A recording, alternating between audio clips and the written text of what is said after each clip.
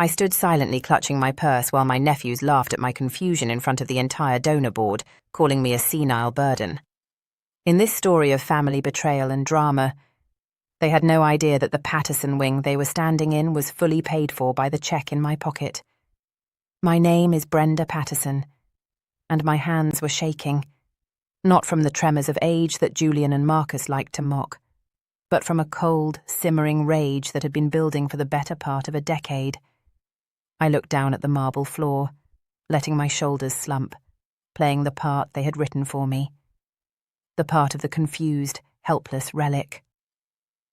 "Don't mind Aunt Brenda," Julian said, his voice booming with that false politician-like charm he'd cultivated since business school. He swirled his champagne, gesturing toward me with the stem of the glass.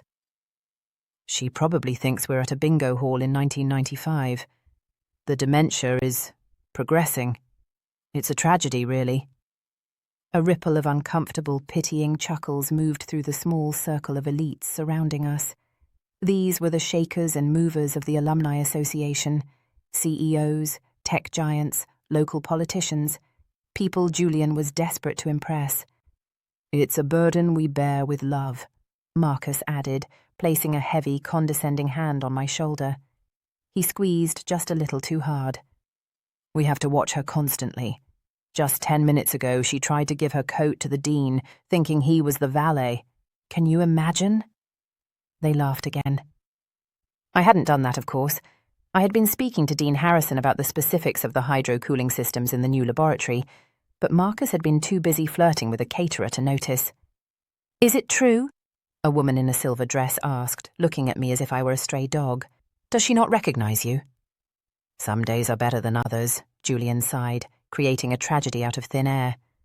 "We're looking into full-time care facilities, high-end, of course, but her grasp on reality, well, the estate is becoming too complex for her. We're in the process of taking over the power of attorney for her own safety." For her own safety? The phrase hung in the air like smoke. I tightened my grip on my purse.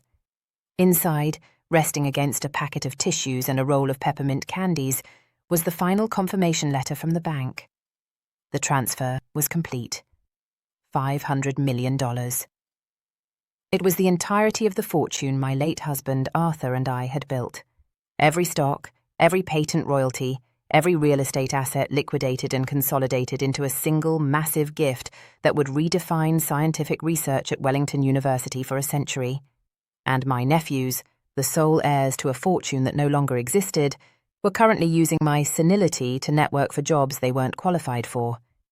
To understand why I did this, you have to understand Arthur. My husband wasn't born into money. He was a brilliant, frantic, messy man who built a logistics empire out of a garage in Detroit. I wasn't just his wife. I was his CFO, his strategist, the one who turned his wild inventions into profitable patents. But because I preferred the garden to the boardroom, the world only saw Brenda the housewife. When Arthur passed away 5 years ago, the vultures didn't even wait for the body to cool. Arthur's sister, Catherine, had raised 2 boys, Julian and Marcus. They were handsome, educated at the finest schools, on our dime, and completely devoid of empathy. They viewed Arthur not as an uncle, but as an ATM, and they viewed me as the glitchy pin pad standing in the way of their withdrawal. For the first year after the funeral, they were sickeningly sweet. They brought flowers, they called, they checked in. But as soon as the grief began to settle and the reality of the estate management set in, the mask slipped. It started small. Rolls of eyes when I told a story. Accidental exclusions from family dinners. Then it became financial. "Aunt Brenda," Julian had said 3 years ago, sitting in my sunroom, spreading out documents I hadn't asked for. "We think it's best if we move your liquid assets into a fund Marcus manages. The market is volatile and you're not as sharp as you used to be." I was 68. I did the Sunday crossword in ink. I managed a personal portfolio that outperformed the S&Amp P500. "I think I'm fine, dear," I had said, sipping my tea. "It wasn't a request," Marcus had muttered under his breath. That was the turning point. I decided then and there to test them. I started playing the role. I'd ask the same question twice in 10 minutes. I'd lose my glasses when they were on my head. I'd dress in slightly mismatched colours.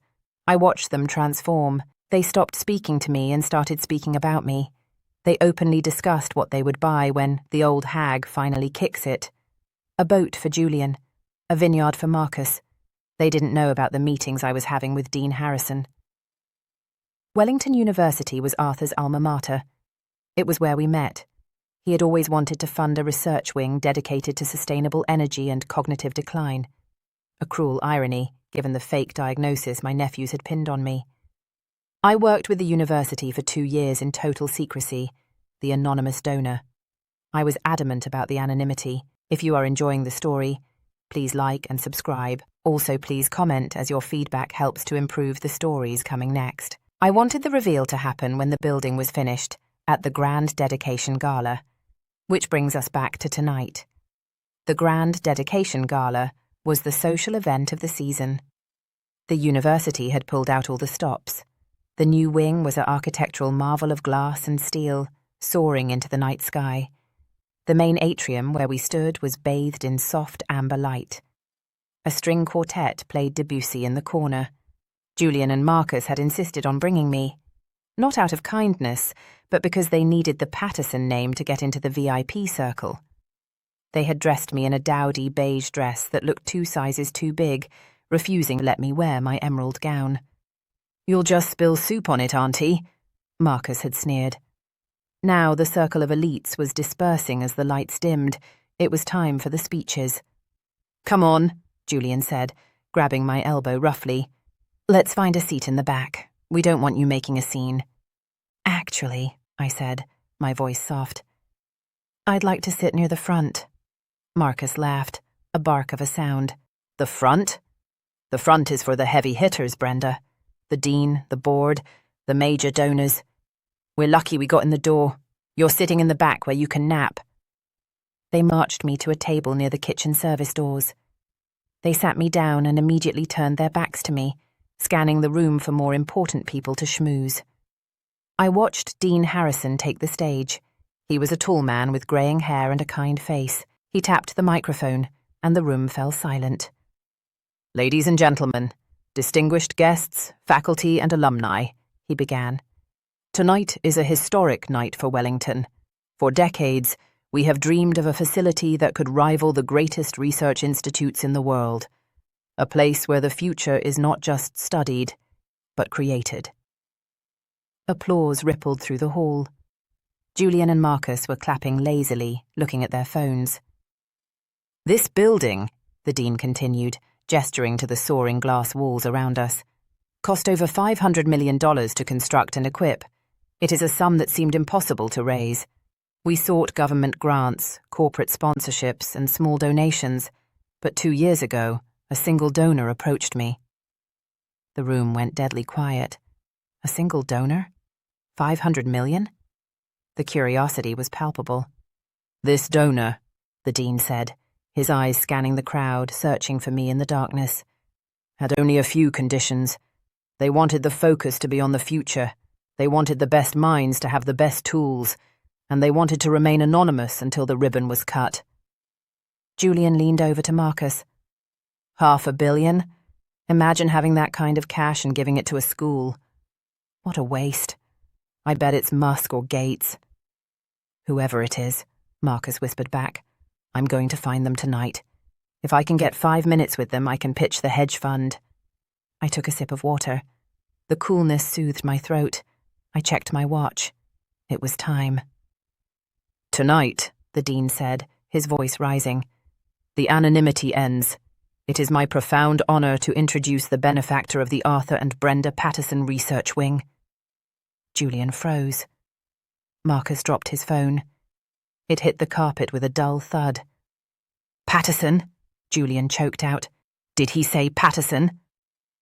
"Please join me," the dean said, the spotlight sweeping across the room, "in welcoming the woman who made this possible, Mrs. Brenda Patterson."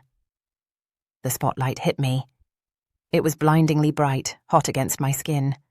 For a moment, there was silence. The people at the nearby tables turned confused. They saw the senile old woman in the beige dress sitting near the kitchen. Then the applause started. It began at the front, with the people who knew, the lawyers, the architects, the board members, and it rolled backward like a wave. I stood up.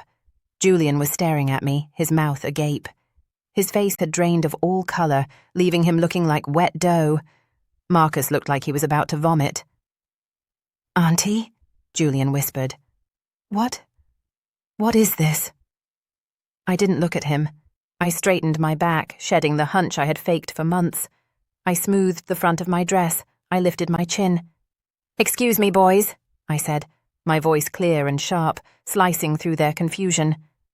"I have a speech to give, and unlike you, I don't need note cards." I walked toward the stage. The walk was long, and I savoured every step. The applause grew louder as I ascended the stairs. Dean Harrison met me at the podium, bowing his head slightly as he shook my hand. "The floor is yours, Brenda," he said. I gripped the sides of the podium. I looked out at the sea of faces. I saw the awe, the respect. And way in the back, near the swinging kitchen doors, I saw two small, insignificant men who looked as if the world had just collapsed on top of them. "Thank you," I began. My voice boomed through the high-end sound system. My late husband, Arthur, believed that legacy is not what you leave in a bank account, but what you leave in the world. I paused. For the last few years, I have been observing. I have been watching how people treat those they believe to be weak, those they believe to be past their prime, those they believe to be senile burdens. A hush fell over the room.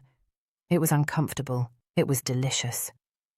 "I have been told," I continued, locking eyes with Julian across the vast room, "that I am forgetful, that I am confused, that I belong in a home so that I don't embarrass the family name." I reached into my purse and pulled out the check, or rather the ceremonial copy of the final transfer receipt. I held it up. "My memory, it turns out, is excellent," I said. "For example, I remember Arthur's favourite colour was blue. I remember the day we incorporated his first company. And I distinctly remember a conversation from 20 minutes ago where my nephew Julian told a group of board members that I was a tax write-off waiting to die." Gasps, audible gasps from the crowd. Heads turned toward the back of the room. The spotlight operator, sensing the drama, swung a secondary beam toward the back table. Julian and Marcus were illuminated, caught like rats in a pantry. "I remember," I went on, my voice hardening, "when my nephew Marcus tried to trick me into signing a power of attorney document by telling me it was a birthday card for his mother. I remember every eye roll, every stolen piece of jewellery, every whispered conversation about how you couldn't wait for the old hag to pass so you could buy your boats and your vineyards. The room was electric. This wasn't just a speech, it was an execution. So, I said, I decided to give you what you wanted. You wanted the money out of my hands? It is. All of it. I gestured to the building around us. $500 million. The entirety of the Patterson estate. There is no inheritance, boys. There is no trust fund. There is no hidden offshore account. There is this building. There is the research that will happen here. And there is me, standing here, very much alive and very much in control. Julian was standing now, shaking his head, looking like he wanted to shout. But he knew that one word from him would end his social life in this city forever. However, I said, I am a benevolent aunt. I have not left you with nothing. I looked at Dean Harrison. He nodded solemnity. I have stipulated a clause in the endowment agreement, I announced.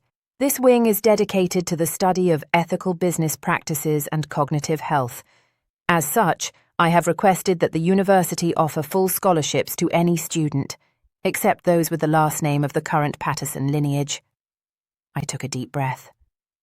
Furthermore, I said, delivering the final blow, part of the agreement requires the university to maintain a blacklist of individuals banned from these premises to ensure the security of the research. Julian, Marcus, your names are at the top of that list, Effective immediately. I looked at the security guards standing near the back exit. They were large men, hired for the event. They were already moving toward the table. "You called me a burden," I said into the microphone, my voice dropping to a whisper that still carried to every corner of the room. "I am relieving you of that burden. You are free. You don't have to visit. You don't have to pretend to care. You don't have to wait for me to die. Because as far as your bank accounts are concerned, I'm already gone. Please escort the trespassers out," I told the security team. The room erupted. It wasn't polite applause this time. It was a chaotic mix of shock, cheers, and the frantic murmur of gossip being born in real time. I watched as security approached them. Julian tried to pull the "Do you know who I am" card. I could see him pointing at his chest, his face red. Marcus just looked defeated, slumping into his chair until a guard hoisted him up by the arm. They were marched out the service doors, past the kitchen, past the garbage cans, away from the champagne and the caviar and the legacy they thought they owned. When the doors swung shut behind them, I looked back at the crowd. I smiled, a genuine, warm smile. "Now," I said, raising my glass of water, "to the future, and to never underestimating a woman who does the Sunday crossword in ink." The rest of the night was a blur of flashes and handshakes. People who had ignored me for years suddenly found me fascinating. They wanted to know about Arthur. They wanted to know about the investment strategy. They complimented my dress, the same one they had sneered at hours before. I played the game, but I didn't enjoy it. The satisfaction didn't come from their fawning. It came from the silence on my phone. Usually, by this time of night, I would have 10 texts from Julian asking where I was, or reminding me to take my pills, or asking for a small loan to cover a margin call. Tonight? Nothing. I left the party around midnight. Dean Harrison offered me a ride in his town car, but I declined. I had my own driver waiting, a service I had hired weeks ago but kept secret from the boys. As I sat in the back of the Bentley, watching the city lights blur past, I felt a lightness in my chest I hadn't felt since Arthur died. I pulled out my phone and dialed my lawyer, Mr. Henderson. "It's done," I said. "And the reaction?" Henderson asked. I could hear the smile in his voice. "Spectacular," I said. "Did you send the eviction notices?" "Couriers are delivering them to their condos as we speak," Henderson confirmed. "Since the condos were technically owned by the estate shell company, which has now been liquidated to the university, they have 30 days to vacate." "Make it 60, I said, watching the rain start to streak against the window. "I'm not a monster. They'll need time to find real jobs." "You're too kind, Brenda." "I know," I said. "It's my failing." I hung up and leaned my head back against the leather seat. The next few weeks were exactly as chaotic as I anticipated. My nephews tried to sue, of course. They claimed I was mentally incompetent, that the university had coerced me, that I had been manipulated. But they had made a fatal error. By spending the last year telling everyone who would listen that I was senile, but never actually getting a doctor to diagnose it, they had destroyed their own credibility. When the case went before a judge, Mr. Henderson simply played the video footage of my speech. He played the recordings of the board meetings where I had negotiated the donation with razor-sharp precision. He submitted my medical records, which showed a clean bill of cognitive health. The judge threw the case out in 20 minutes. He also ordered them to pay my legal fees. The social fallout was even worse for them. The video of the Patterson reveal went viral. It was everywhere. Reddit, YouTube, TikTok. Julian became a meme. His face, frozen in horror as I announced the blacklist, was captioned with things like, "When the ATM eats your card," and "Fumbled the bag, expert mode." Julian lost his job at the investment firm.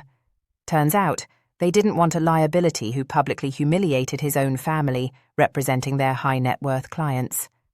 Marcus's girlfriend left him.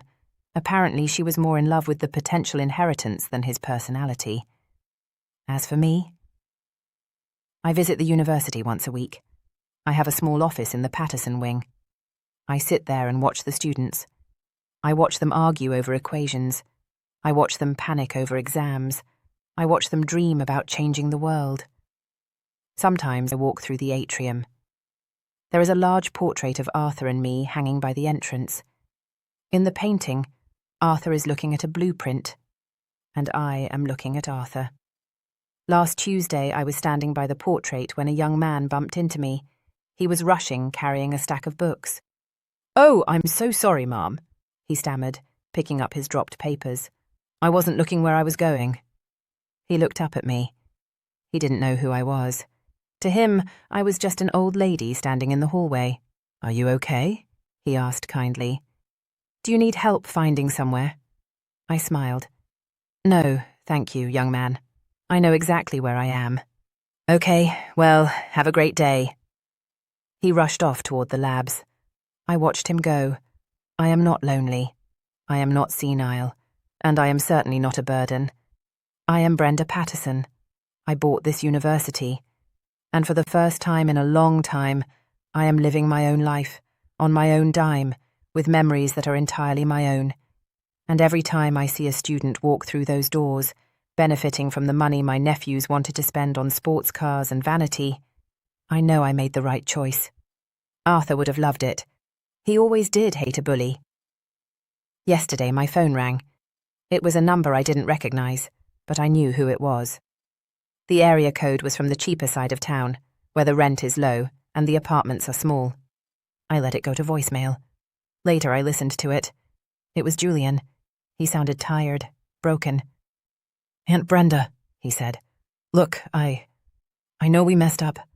I know. But it's Christmas next week. Marcus and we don't have anywhere to go. Mom is furious with us for losing the money. She won't even talk to us.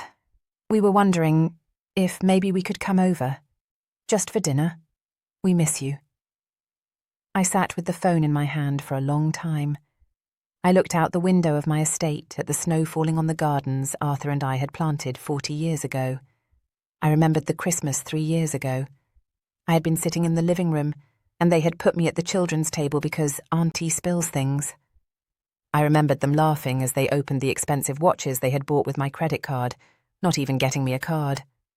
I pressed the button to save the voicemail, not because I intended to call back, but because sometimes, when I'm feeling a little too soft, a little too forgiving, I need a reminder. I opened my contacts list. I selected Julian and Marcus, block caller. Then I put on my coat. I had a meeting with the scholarship committee.